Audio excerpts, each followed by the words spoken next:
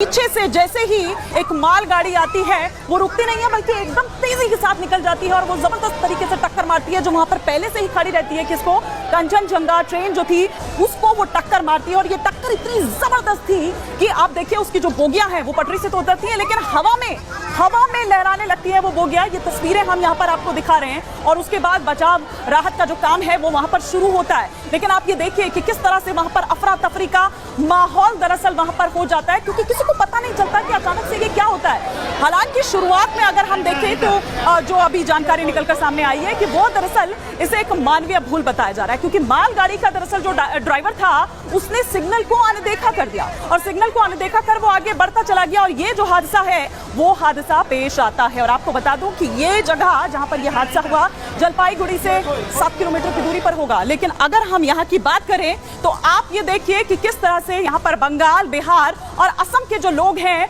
वो ज्यादातर इसमें सफर करते हैं। लेकिन अब ग्राफिक्स के जरिए हम आपको दिखाते हैं कि न्यू जलपाईगुड़ी के रंगापानी है जहां पर दरअसल ये रेल हादसा पेश आता है। सुबह सुबह का वक्त होता है, कंचनजंगा एक्सप्रेस से टकरा जाती है मालगाड़ी।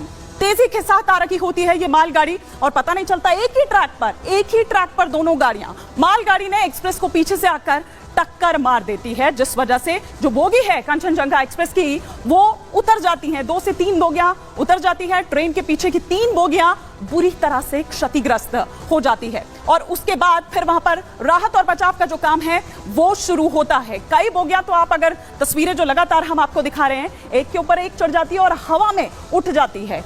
हादसे के बाद एक के ऊपर एक ये बोगियां चढ़ जाती है। तो ये सुबह सुबह इस तरह का हादसा पेश आता है जिसमें लोको पायलट की भी मौत हो जाती है, रेलवे स्टाफ जिनकी मौत हो जाती है। और आज सुबह पहला भी जिस तरह से मैंने आपको बताया कि 9 बजे यह हादसा हुआ। एनडीआरएफ और एसडीआरएफ समेत कई टीमें इस वक्त रेस्क्यू में जुटी हुई है। भारी बारिश के बीच राहत बचाव का काम जारी है और जाहिर सी बात है क्योंकि मौसम खराब है, बारिश इस वक्त वहां पर अगर हो रही है तो फिर उस वजह से रेस्क्यू अभियान में भी मुश्किलात आती है। अगरतला से सियालदह जा रही थी कंचनजंगा एक्सप्रेस, लेकिन उससे पहले ही आप ये देखिए 7 किलोमीटर पहले ये हादसे का शिकार वहां पर हो जाती है।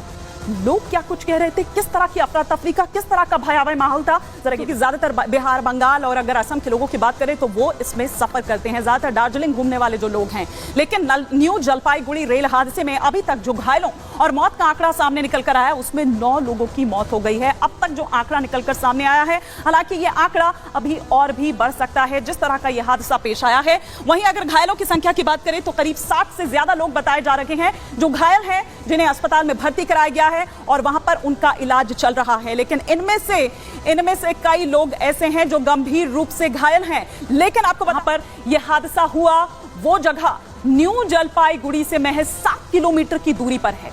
दरअसल आज सुबह न्यू जलपाईगुड़ी के रंगापानी रेलवे स्टेशन पर यात्री रेल कंचनजंगा एक्सप्रेस खड़ी हुई थी। रेलवे के मुताबिक तभी सिग्नल तोड़ते हुए जो मालगाड़ी पीछे से आ रही थी वो कंचनजंगा एक्सप्रेस से जा टकराती है। यानी कंचनजंगा रेल को पीछे से एक जोरदार टक्कर मारी जाती है इस मालगाड़ी द्वारा। टक्कर इतनी जबरदस्त थी कि कंचनजंगा की ये जो बोगियां हैं वो देखिए किस तरह से हवा में लटकी हुई है। रेलवे के अधिकारियों के मुताबिक कंचनजंगा एक्सप्रेस ट्रेन में सबसे ज्यादा सफर करने वाले यात्री बिहार, बंगाल और असम के होते हैं और इस बात के मद्देनजर जो हेल्पलाइन नंबर्स हैं वो भी जारी किए गए हैं जिससे घायल यात्री जो हैं उनकी तुरंत मदद की जा सके और उनके परिजन हर अपडेट के बारे में जानकारी ले सकें। जाहिर सी बात है कि वो उनके खैरख्वाह चाहते हैं कि वो कैसे हैं, क्या हैं। तो ये वो तस्वीरें हम आपको दिखा रहे हैं कि किस तरह से आज सुबह सुबह ये हादसा पेश आता है। साथ ही साथ वो हेल्पलाइन नंबर जो है वो दरअसल जारी किए गए हैं ताकि अपनों की जो जानकारी है, अपनों की खैरख्वाह जो है वो ले सके। 033 जो कोड है वो लगाना होगा, 23508794 आपको डायल करना होगा और आप वहां पर जानकारी ले सकते हैं। अगर बाई चांस ये नंबर नहीं मिलता है तो फिर कोड आप लगाइए 033 फिर 2383326 जहां पर आप कॉल कर अपनों की जानकारी ले सकते हैं। ये सियालदह हेल्पलाइन नंबर है। ये गुवाहाटी हेल्पलाइन नंबर की अगर हम बात करें तो 036-127-31621, साथ ही साथ 036-127-31622 जो नंबर जारी किए गए हैं। कटिहार हेल्पलाइन की बात करें क्योंकि देखिए मैंने पहले भी बताया बिहार, बंगाल और असम के यात्री ज्यादा होते हैं तो इसलिए आपको वही हेल्पलाइन नंबर मिलेंगे 9002041952।